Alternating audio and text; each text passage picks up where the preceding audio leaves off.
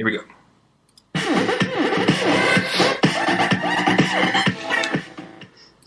Hello, everyone, and welcome to Reel Me In, a movie podcast. And not the dirty colon like inside me, but the colon as in the separation of the two words.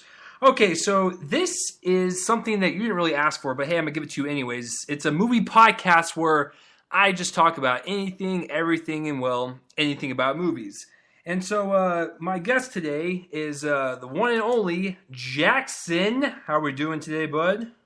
Hey, I'm doing all right. I just want to let people know I'm not like a permanent co-host. I have to fulfill community service, and it was either that or prison. So I'm here, I'm doing it, and I am so regretting it. Yeah, it's okay. His three options, everyone, was prison, this, or picking up pig entrails at a butcher shop. So you have to pick and choose in life, and which is kind of ironic because I'm in. I got arrested for stealing pig entrails from that butcher shop. Wow. So, okay. Well, that makes sense why you smell like bacon all the time. Okay, so so this episode of this movie podcast, ladies and gentlemen, is me and Jackson's top 5 most anticipated for 2014. That is right, ladies and gentlemen. This is a new year, and we have some movies to look forward to. And I'm sure there's going to be a bunch of piles of shit to look forward to as well. All right, so I will go ahead and start this one off. We're just going to go traditional 5 up to 1, because that'd be kind of stupid to go from 1 to 5 unless you want to tell people what you like best and then what you kind of don't like best. All right, so number 5 for me, most anticipated 2014, and Jackson, you can rebuttal if you want.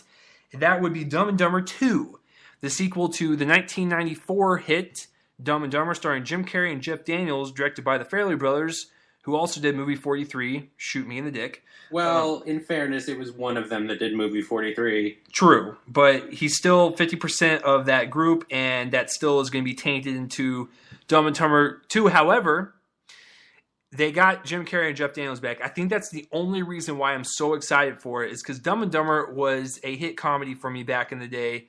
I was 3 years old when it came out, so I guess, it's meant for a child. I watched it. I watch it now, and I still like it, so I guess I'm still a child. But what do you think about Dumb and Dumber 2? Well, I like the original Dumb and Dumber. I don't think it's amazing, but I do think it's a fun movie. I hated the Dumb and Dumber prequel. Yeah, they had nothing to do with that. I really hated it. Kind of irrelevant. I'm not terribly excited for this because they have had a very lousy streak, like you said. One of them did one of the skits in movie 43. They did the Three Stooges movie.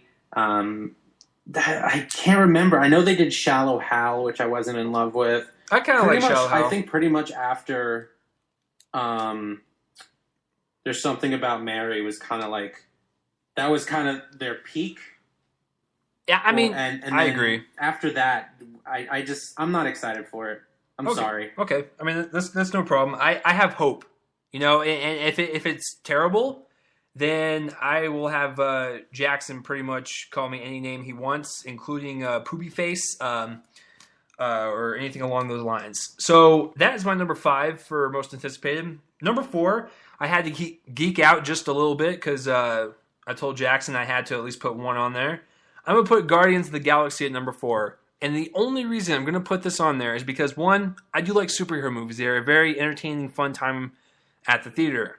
However, this is the only one this year that isn't a sequel, because you have X-Men Days of Future Past, Amazing Spider-Man 2, and Captain America 2. I'm looking forward to all of them, but I'm looking forward to Guardians because, it's semi-original, and we haven't had an original one since Captain America back in 2011.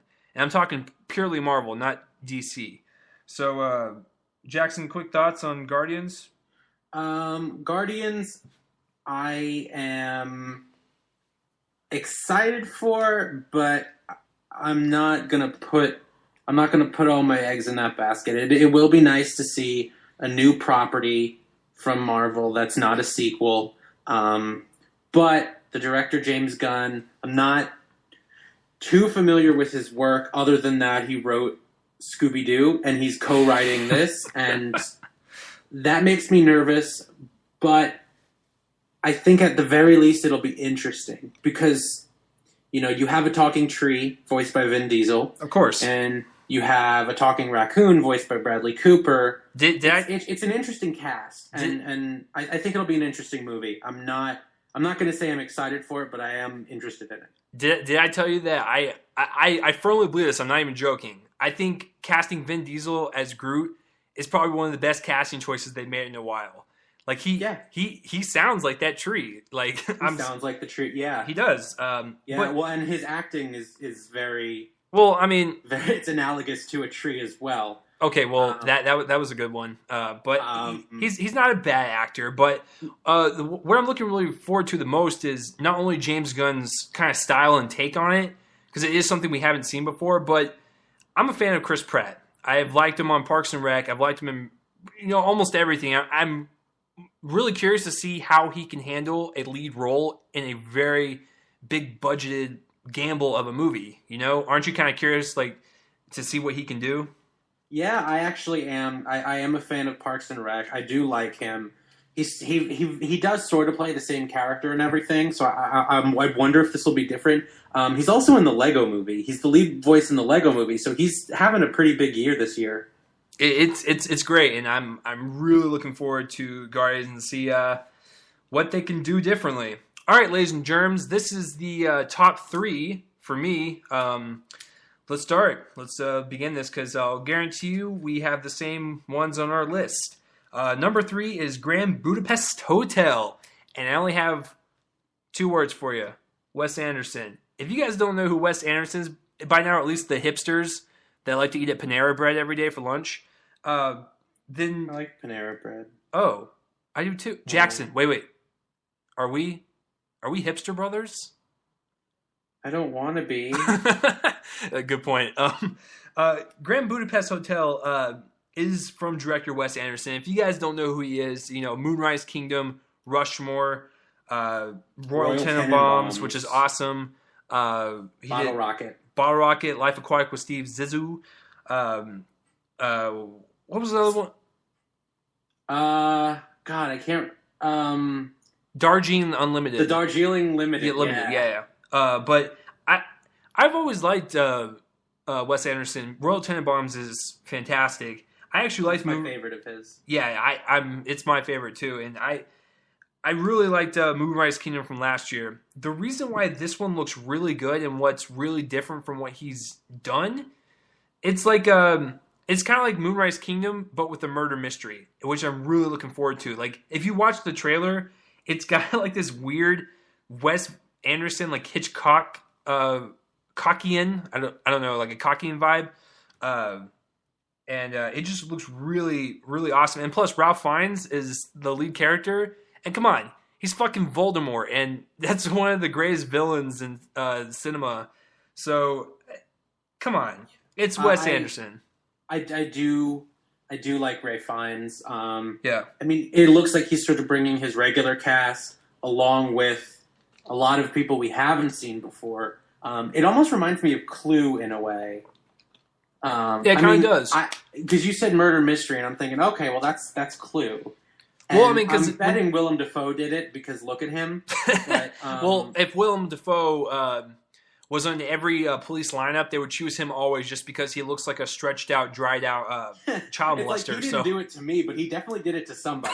It's like, listen, I'm fairly positive it's not Willem Dafoe that touched me inappropriately, but I can tell you that he probably inappropriately touched someone in the Middle East somewhere. That's all I'm saying, and we just kind of have to go with it. But he looks like a sun-dried tomato. But I also, what's interesting is someone told me this, that the film takes place across a variety of different decades. Yeah. And the aspect ratio of the film actually changes based on what was standard in that decade. Yeah, exactly. In that time period, which is such a cool thing to do. I am a big Wes Anderson fan. The only one I didn't like was Fantastic Mr. Fox. That one was pretty good. It wasn't like my top 3 or whatever. It was enjoyable. I do want to give it another chance. Okay. I do want to give it another chance. But yes, Grand Budapest Hotel actually just missed my top 5. Okay. But yes, I am excited for it. Awesome. All right, number 2, ladies and gentlemen, is probably a movie that, believe it or not, me and Jackson are probably going to be the only people in America seeing this in our trench coats in the back.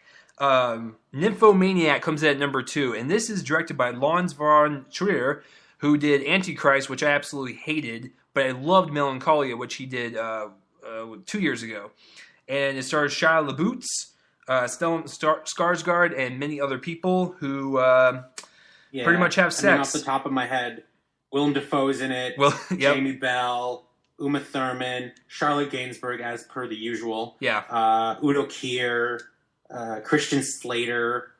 It's a very, very, very large cast. Exactly. And the cool thing is, everyone, is that this movie is broken up into 2 parts, which I find very intriguing, because all this movie is following a young girl from birth to what we know is to, like, you know, when she gets beat up in the alleyway.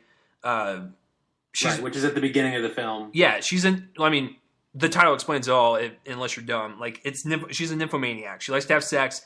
And I didn't tell Jackson this, but, like, one of my favorite, like, I guess genres of movie is, like, addiction movies. I love them. Like, I'm a sucker for all of them. However, you're addicted to them? Well, am I what? You're addicted to them? Yes. That joke was brought to you by Cheesy as Fuck Are Us, and we will be getting more jokes there later. Yes, they had him in bulk on Black Friday, and me and Jackson got a very, very good deal on several 100,000 of them. So, but yeah, Nymphomaniac looks really good, and I saw the trailer to it, the restricted one, before it got taken down, and it just makes me more pumped for it. Like, Lars von Trier, say what you want, but the guy, he's a damn good filmmaker, and all of his movies are depressing as shit, but they're done in such a way to where the main character is fascinating. You want to see them. Like, that's the cool thing about him. He's got great cinematography, great music. This guy, if you have not seen Antichrist, that one with caution, but I would say watch Melancholia and you'll be depressed for about 5 months.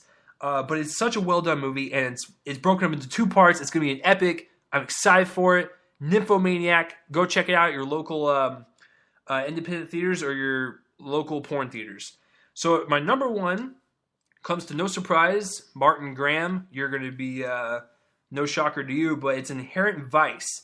And this is done by Paul Thomas Anderson, who has brought us such awesome classics as Boogie Nights, Punch Drunk Love, There Will Be Blood, The Master, and Magnolia. And those I own, those all of which I like. This is actually one of the first ones he's done where it's adapted from a book. He usually writes all of this stuff, and this one's from a book. But when you say Paul Thomas Anderson, I'm hooked regardless. It's said deal. Like, I'm gonna be there. And Joaquin Phoenix is in it, Owen Wilson, Benicio del Toro, Reese Witherspoon, and a whole bunch of other people. I'm excited for it. Inherent Vice, Paul Thomas Anderson, just, you're fucking awesome, okay? Like, that's all I gotta say. All right, so I'm gonna go ahead and pass the mic over to Jackson. Jackson, my boy, take it away for your top 5, sir. So I have some honorable mentions. Grand Budapest Hotel, we already went over. I have The Raid 2, which, I mean, the first one was just so kick-ass, and I was kind of expecting more of the same with the second one, but it looks like Gareth Evans has really stepped it up. He's really, I mean, this film is on a much bigger scale. I recommend checking out the most recent trailer that came out. It is awesome. Lego Movie looks great. Knight of Cups, directed by Terrence Malick. Magic in the Moonlight, directed by Woody Allen. The Disappearance of Eleanor Rigby, Him and Her, starring James McAvoy and Jessica Chastain. And Only Lovers Left Alive, directed by Jim Jarmusch, who's a classic independent filmmaker. So, I'm sorry, those are my honorable mentions. No, I was going to say, like, I'm actually looking forward to the Lovers Alive one, too, because that's the first one we've seen post-Marvel movies with Tom Hiddleston. So, yeah. I'm tempted to see what he can do outside of his Loki role. Yeah, and Jim Jarmusch is such a legendary director. I mean, you have to see Stranger in Paradise, which I think came out like 1984. He is just great. So my number 5 is directed by Michel Gondry, who did Eternal Sunshine, which is awesome. the Green Hornet, which we won't talk about. Yeah. He did he did Be Kind, Rewind, and actually one of his films is The Man Who Was Tall, Happy. Was one of my honorable mentions last week for one of the best movies of this year. Okay. So next year he's got Mood Indigo, which is a really artsy romance because he's French, so of course it is. Yeah. And it's, I'm not entirely sure what it's about. I know it's sort of about this relationship that goes sour, and the relationship is started because they're both fans of Jean-Saul Sartre, which is basically the movie's version of existentialist philosopher Jean-Paul Sartre. Okay. And so there's going to be a lot of philosophy talk in French. I love that shit. Yeah, I can't wait. Mood Indigo, Michel Gondry. It'll be a nice, don't count him out just because of Green Hornet. He's done a lot of really good stuff. No. Number 4. I was. Oh, sorry. Go on. I was just going to say Eternal Sunshine. If you guys have not seen that, that is one of the most depressing, fantastic, romance movies you'll ever see in your life. It's fantastic. Eternal Sunshine is really, really good. Yeah. So number 4 is Hayao Miyazaki's The Wind Rises. It's supposed to be his last film. I'm a big Miyazaki fan. My favorite is Nausicaa. I love Princess Mononoke. This one, there's always beautiful animation. There's always really strong female characters, which I really like that he has because it brings a nice variety to this sort of male-centric industry. Yes. And there's always this sort of pro nature. It's his movies just have this magic to them. Yeah. And he hates being called the Pixar of Japan, and I would too if I started working way before Pixar. Yeah. But he's really phenomenal. His films are phenomenal. Studio Ghibli is just phenomenal. Yeah. So Wind Rises, can't wait for that. You told me that just missed your list, right? Yeah, what's really interesting about this one, if it is his last one, I think it's really interesting that he's going to take the approach to use an actual war as a backdrop for his movie. Right. I find that really awesome because I think I'm probably going to get a lot of flack with this, but he did Ponyo, right? Yeah, Ponyo I didn't like. Well, that was actually the first one I saw from him. And then I watched many others before that just so I can get a glimpse of what he does. And I like Ponyo, but the whole thing with Wind Rises is the backdrop of the war. It makes it more, I guess, grounded in realism, which I'm looking forward to. Yeah, it should be interesting because he does sort of these way out there, like Nausicaa had giant insects and Princess Mononoke had this girl who can communicate with wolves and this giant sludge monster, and then they're Spirited Away, which is just weird as hell. My Neighbor Totoro, which I don't even know what that thing is. It's like a giant rabbit. Pompoko, which has the raccoons with giant ball sacks. It's very out there. But this one, here's hoping that his swan song is amazing. So number 3 is actually premiered at the Toronto International Film Festival. I haven't seen any reviews on it, so it may have gotten bad reviews. I don't know. It is John Ridley's All Is By My Side. Okay. So this actually wasn't on my top 5, and then the more I thought about it, the closer it inched to my top 5. John Ridley wrote 12 Years a Slave. And now he is writing and directing All Is By My Side, which is a biopic of Jimi Hendrix, who's played by Andre Benjamin from the rap outfit Outkast. Now, I think Outkast is awesome. Jimi Hendrix, I think Are You Experience is one of the greatest rock albums that has ever come out. I love the Jimi Hendrix Experience. I even love the one that the album of unreleased tracks that just came out last year. I thought that was phenomenal as well. So I'm a big Jimi Hendrix fan, and I just want to see...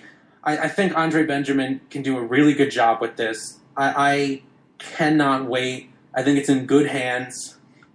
And, this is one that you're not going to hear a lot of people talk about, but a lot of people should be talking about it. I think maybe if it comes out around Oscar season, it's going to pick up a lot more momentum. Oh, yeah, for sure. Now, had you heard of this movie? Yes, I've heard a little bit and stuff, but that's why we have you on the podcast to explain to the listeners and my dumbass more in depth of like the history of the movie and stuff and like what it's about and all that stuff. But I did see that in the list of movies I was looking for throughout the whole year. Oh, okay, Yeah. Cool. Yeah, I'm really excited for it. At first, it was like number 20 on my list, and then I was like, "Shit, this has got to be in the top 5 because no one else is going to mention it." Yeah, and I think it's John Ridley's directorial debut. I could be wrong, but so number two is Inherent Vice. I mean, you talked a lot about it already. I haven't seen a ton of Paul Thomas Anderson. I've seen Boogie Nights, which is my favorite of his. Yeah. I've seen Punch Drunk Love, and I've seen The Master. I haven't seen Hard Eights. I haven't seen Magnolia, and I haven't seen There Will Be Blood yet. Oh my God, Jackson, you're in for a treat if you watch those. I know. But needless to say, I am hooked on his stuff. I'm gonna try and finish the rest of it. Inherent Vice. I know nothing about it. Other than that, it's Paul Thomas Anderson. Exactly. Like you said, that's all you really need. Exactly.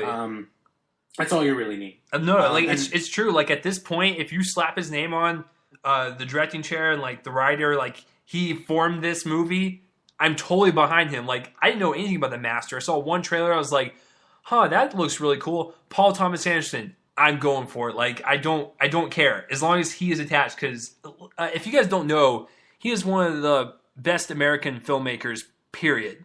Like, he's definitely one of the best around now. Yeah, no, for sure. He's just good. He's just fucking good. Like, yeah, he's really phenomenal from what I've seen. Yeah, I don't know about best of all time, but no. Definitely one of the best now. Yeah, and I think. Yeah.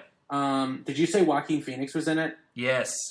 That should be good because I thought he should have won an Oscar for The Master, which actually was one of my most anticipated of 2012, and I hadn't even seen a Paul Thomas Anderson film before that. That was my first Paul Thomas Anderson film, and it just looked so good. That I didn't even have his name to really get me excited, and it just looked so good that I was like, I got to see this, and I loved it. It was one of my favorites of 2012, like top 5.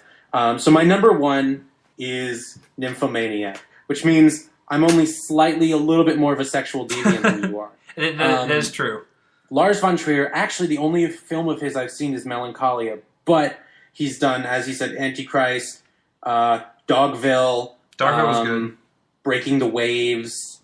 He is a very influential filmmaker who was part of the Dogma 95 movement, which sort of, featured sort of handheld, not shaky cam, but handheld for a sense of realism, so it didn't seem as staged. And that was sort of what led to digital filmmaking, because handheld cameras were not typically used.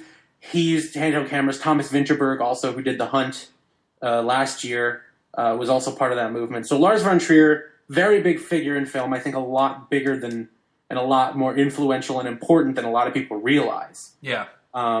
Nymphomaniac looks insane. Yeah, I know. I've read about some of the stuff that goes on. It is sickening. It is depraved. I'm not watching this with other people because I feel like I'll have to buy them dinner afterwards. It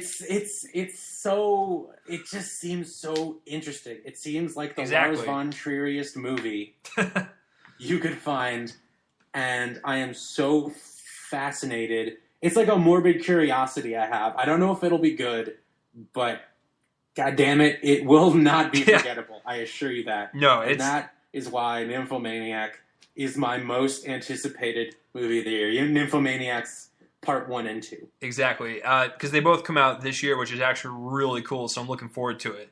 Yeah, and I think they only come out like a month apart, too. Which is so fucking awesome. Like, I'm glad we don't have to wait like a fucking year for it. Like, it's literally a month.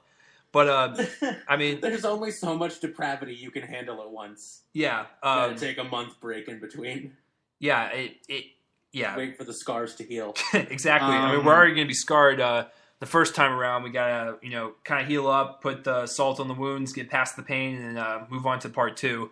Yeah. But, you heard that here, ladies and gentlemen. We basically have the top same top two. Nymphomaniac and Inherent Vice. If you are a film fan, for the love of God, you should be able to be checking them out. Excited for this too, yeah. Exactly. So I'm going to go ahead and run down the box office numbers for you guys. Number one was Frozen, came in at $20 million. It's up to... Yeah, I mean, the fact that it's still just... It's ridiculous. Destroying, wow. And it's up to almost $300 million. Number two was The Paranormal Activity, The Fucked Ones, at $18.2 million on a $5 million budget. So fuck you, America. You gave them money to continue the franchise, and now they made triple their budget back. Thank you for that. All right, so... The Mac ones. Yeah, it's ridiculous. All right. Yeah, the Mac ones. The Mac ones. Yeah, hey, it's so fucking wicked good. Danny Wahlberg. Yeah, you want to go see the fucking wicked mock ones? Oh my god, the wicked, so haunted. The wicked mock ones, man. No, I listen. Whoever likes to do that accent, they will have fun doing it. Like if you can nail it, it's like the most fun. Hobbit 2 came in at number 3, 16.25. It's still climbing up there. Wolf of Wall Street only made $13 million at number 4, or 13. I'm disappointed by the numbers. It's a great movie. I understand it's not for everybody, but still. But yeah, I mean, hopefully, it'll sort of recoup any losses on home video. Yeah, I think it'll do really good with word of mouth, and especially with the Oscars, push it up. It's up to 63. If the Oscars push it up, I mean, yeah, I think a lot of Academy members have not been liking it because remember, they are rich, old, wrinkly conservatives. Yeah. So, and I don't mean conservatives politically. I just mean ideologically, they're conservative. In that they like very straightforward, sort of feel good movies. That's very true. But I'm gonna call it right now. Top two in the running for best adapted screenplay: 12 Years a Slave and Wolf of Wall Street. I'm calling it right now. It's not going to win, but it's going to be top two. I'll have to think about that one. Yeah, but I think the Academy will at least give it an adapted screenplay nod. American Hustle 13.2, so Wolf of Wall Street beat out by $200,000, and it's up to $88 million on a budget of $40. So that fucker's doing really well. I really loved it. I need to see it. I liked American Hustle a lot. Yeah, I need to see it, but I'm very pumped to see it. I will see it shortly, though. And that is the top 5 for this week, ladies and gentlemen. DVDs that came out this week, there was only one major release, and that would be Don John. It was good. Okay, so I didn't like Don John.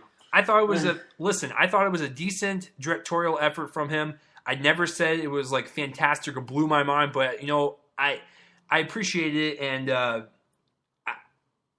like I said, I saw it with my roommate, and he's a chef. He's not really into movies, but he really enjoyed it, and I understand like why I enjoyed it, because it is a very like I thought it was sharply written in the sense of like it does keep like an upbeat tempo throughout the entire time, which I find very good movies that they can pull it off. I thought they did pretty good, but like I said, it's not forgettable, but it's something I'm not going to go by, if that makes any sense. Yeah. I thought it was predictable. I thought it was a little bit over the top with the acting. I didn't think he had chemistry with Julianne Moore. And I thought it sort of just turned into the kind of movie he was making fun of, the kind of stuff that Scarlett Johansson's character loves. Yeah. I thought it became that movie. And that's the kind of movie you don't want it to become, because it's supposed to be criticizing that. Yeah, no, I completely understand. It became what it hated. But I mean, it is a very good effort from him. I mean, Yeah, I think he's got a nice style. My issue was more with the performances and with the screenplay. It was really well edited, and I thought he did. It was a very slick movie, but I didn't care for it very much. Okay, so that is our thoughts, ladies and gentlemen. So don't buy Don John is what I'm saying. Don't buy Don John from Jackson, ladies and gentlemen. That was our top 5 for anticipated of 2014. I want to thank Jackson for joining. Jackson, where people can find you on Twitter? At Jackson Shrout, JacksonShrout. One word. And I'm actually going to try starting a blog up soon, so stay on my Twitter for that, and I'll announce when that's happening. Okay. Yeah. Okay. You guys can find me at facebook.com/real reviews with Chase Lee, youtube.com/Shabutnik75, capital SHABOTNIK75. And thanks for listening, guys, and tune in next week. I'll see you guys later. Ah, fuck.